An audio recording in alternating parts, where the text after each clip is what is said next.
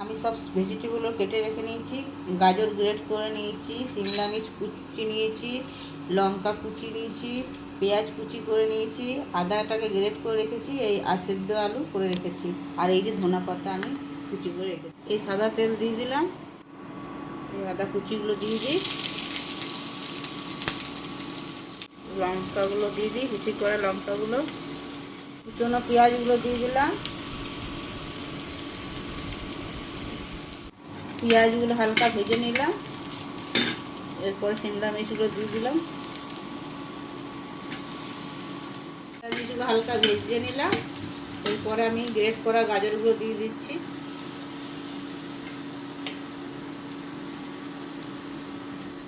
Great করা গাজরটা হালকা ভেজে নিয়ে এর মধ্যে একটুকু দিয়ে দিলাম,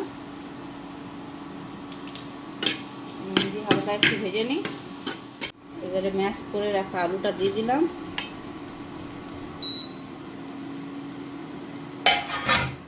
মিশিয়ে নিলাম ভেজিটেবলের সাথে, ভেজে নিই হালকা আলুটাকে। একটু ধনে পাতা দিয়ে দিলাম যাতে টেস্ট লাগে একটু খাবারটা আরও। নামিয়ে নিয়েছি, এর ওপর থেকে একটু হাফ দিয়ে দিচ্ছি, মিক্স হাফ,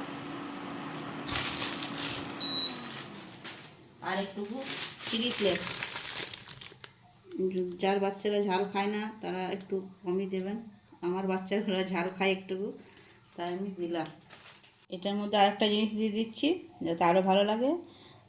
আমার কাছে তো বেবিকর্ন ছিল না, ভুট্টা ছিল, তো তাই আমি ভুট্টাগুলোটাকে সিদ্ধ করে ভুট্টার দানাগুলোকে দিয়ে দিলাম।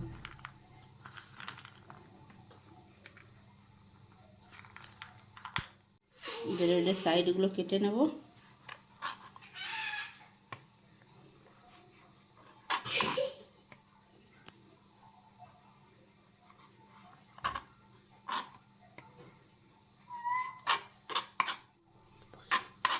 কেটে নিলাম, সব হয়ে গেল কাটা। কড়াইটা গরম বসিয়ে দিলাম, গরম হোক কড়াইটা, তেল দিয়ে দিলাম, এরপর থেকে একটু জল দিয়ে দিচ্ছি যাতে পাউরুটিটা একটু নরম হয়ে যায়।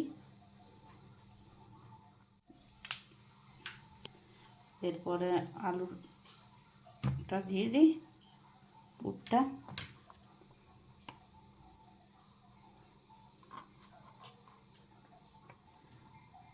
এই দেখুন মুখটা বন্ধ করে দিলাম এমনি করে যাতে আলুর পুরটা বেরিয়ে না যায়।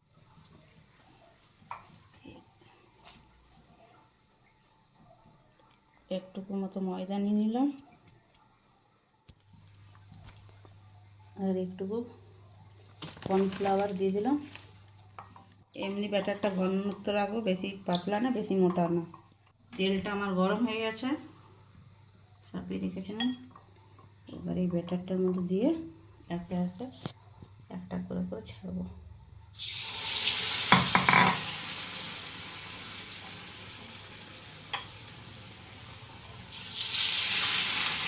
আঁচে রেখেছি, ভাজি হালকা মিডিয়াম আছে,